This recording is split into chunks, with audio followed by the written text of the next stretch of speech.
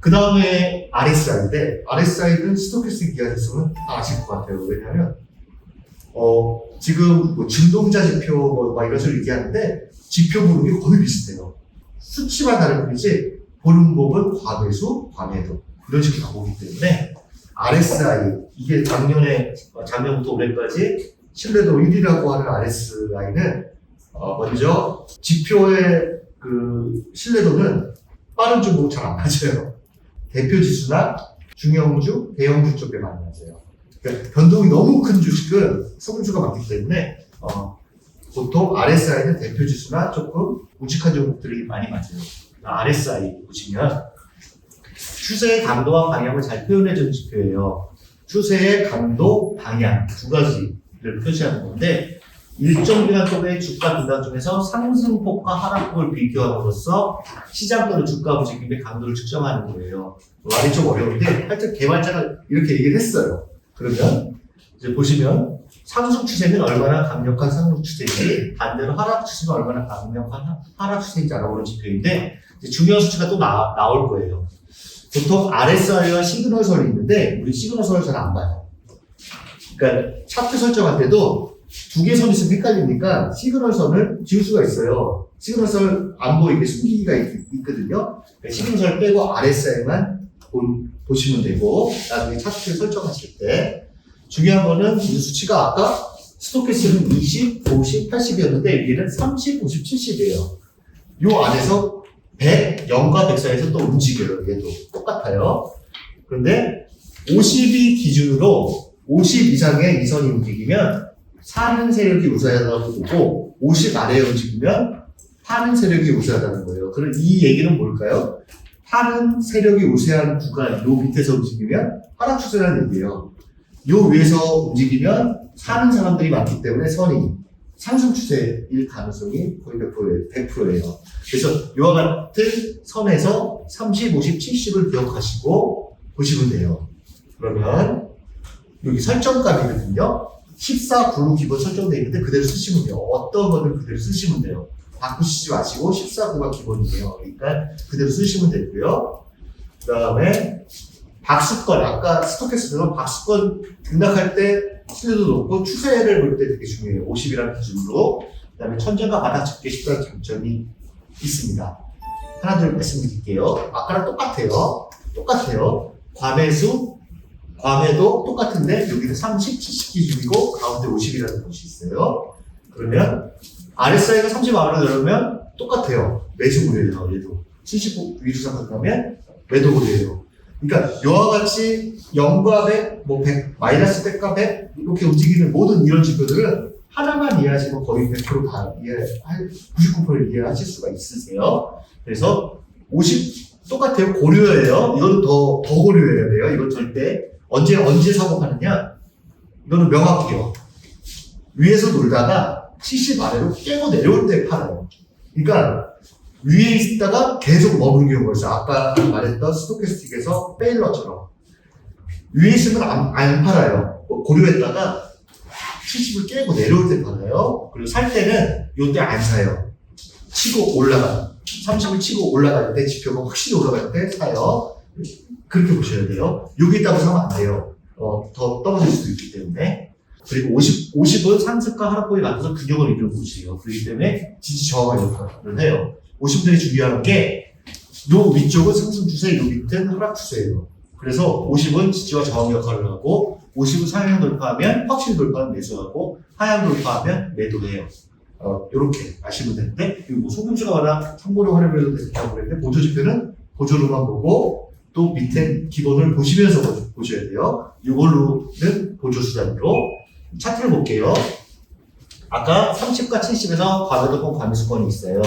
그러면 여기서 매수를 고려했다가 30을 치고 올라갈 때 사요. 사긴 사는데 문제는 여기 단발성으로 끝나요. 왜냐하면 저렇게 50을 못 넘어요. 그럼 계속 하락이에요. 그리고 주가가 올라갔다가 저 과매수권 갔다가 다시 70을 깨고 내려올 때 팔아요. 그러니까 한 박자 약간 느리게 팔아요. 한 박자. 이게 왜 그러냐면 저기서 안 내려오고 이게 더 치고 올라갈 수도 있어요. 주가가. 그렇기 때문에 하향 돌파할 때 판다, 산다. 이렇게 보시면 돼요. 그래서 과매도권 30선을 있다가 상향 돌파하면 매수를 하고 과매수권 과하게 올라갔을 때 70을 하향 돌파할 때 매도한다. 그러니까 한 박자가 무조건 느려요. 그러니까 주식은 이 주식 지금 안 사면 안 돼 이런 것들은 맨날 트레이딩을 하시는 분들은 감각적으로 빠르게 사고 팔고 하기 때문에 그렇지만 일반적인 사람들은 지금 아니면 안 되라는 거는 거의 없어요. 약간 늦어도 상관없어요. 상관없다라는 거. 그래서 보시면 여기 하락 추세 아까 말씀드린 것처럼 하락 추세일 때 반등할 때 저 50을 돌파 못하면 하락 추세가 좀 더 지속된다고 보시면 돼요. 그래서 저와 같이 50이라는 게 좀 중요한 변곡에 있다. 상승이나 하락에 이렇게 생각하시면 될 것 같아요. 그래서 못 넘으면 매도 단기적으로 매도해야 돼. 안 그러면 더 빠진다. 이렇게 생각하시면 돼요. 만약에 이걸 샀어. 조금 올랐어. 저거 돌파하면 가져가요. 근데 돌파 못하고 다시 내려앉으면 제껴버려요. 왜냐면 더 하락할 수 있기 때문에. 하락 추세 지속이기 때문에. 그리고 여기 선이 두 개가 나왔는데 우리가 보조지표에도 추세선을 그어요.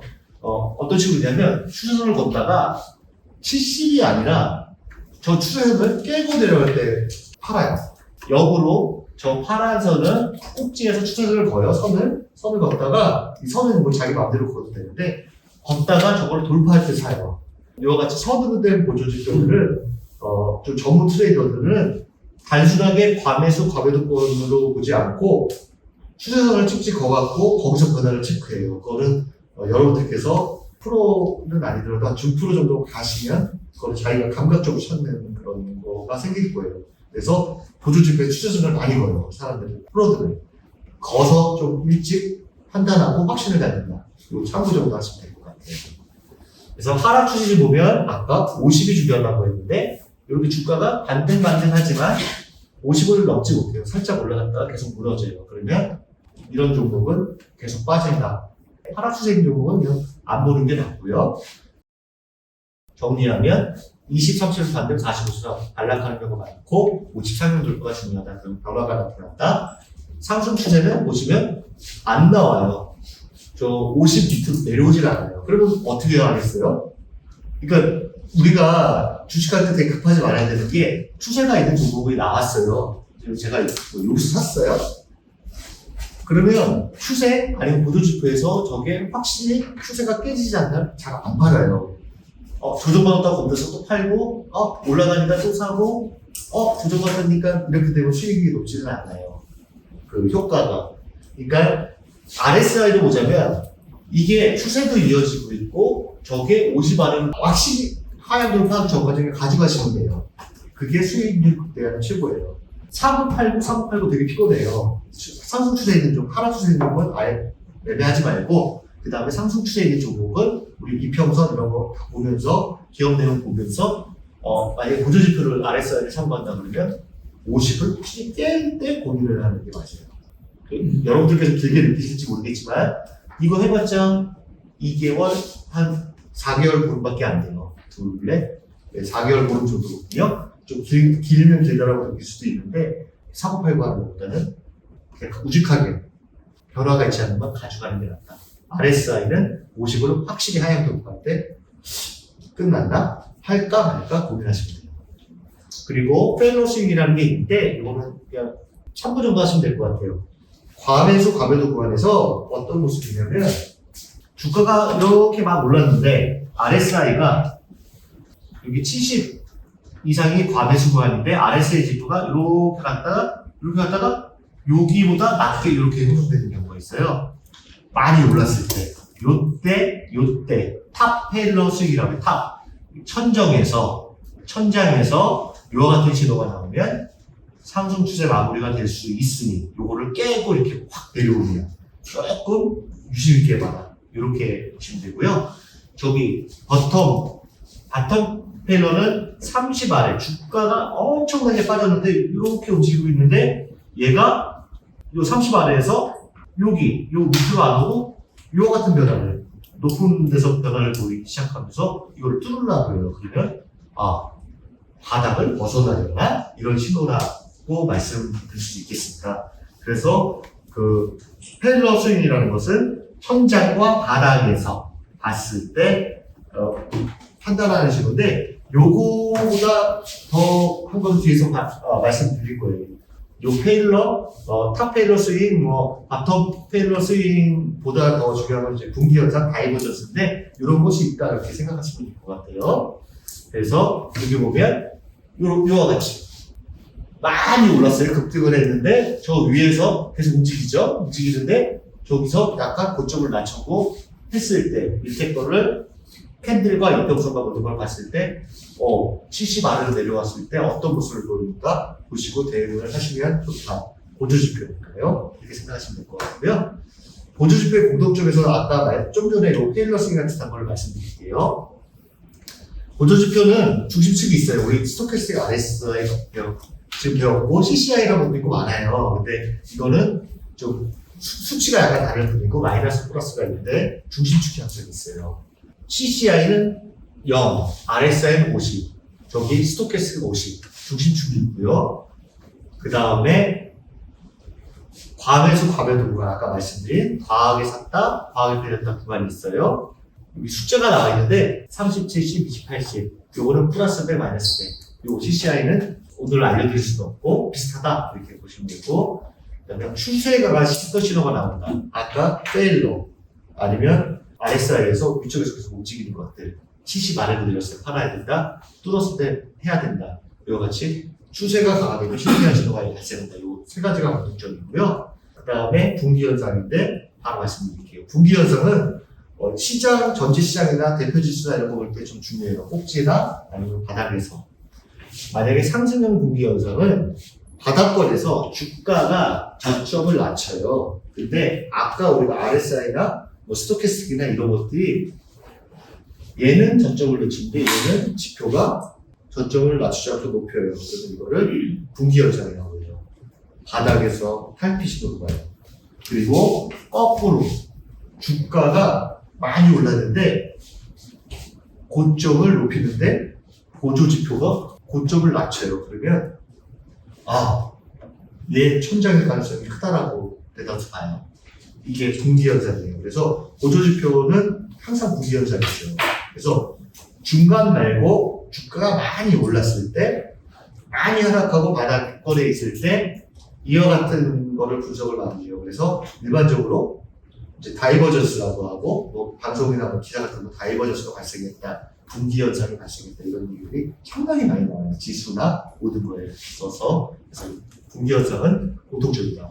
차트 보시면 주가는 이렇게 돼요. 저점을 낮췄는데 얘는 같은 위치에서 저점을 높이잖아요. 저점을 높이면 이거 분기현상으로 가요. 분기현상인데 나머지 이것도 체크를 해보셔야 되겠죠. 기본적인 거는. 그래서 하락에서 상승 전환하는 거. 그 다음에 이거 같은 경우에 하락하고 분기현상은 주가는 치고 올라갔는데 저 RSI는 고점을 낮춰요. 또 이거는 천장과 바닥에서는 그 기술적 분석가들은 엄청난 변곡 신호로 인식하는 경우가 많아요. 천장과 바닥에서는 많이 신뢰를 하고 있어요. 그래서 주가는 고점을 높여서 와 좋다라고 해서 여기서 샀는데 보조지표는 저렇게 나오면 이제 물리기 시작하고 이제 밑으로 내려가는 그런 시도가 이렇게 보시면 될 것 같아요.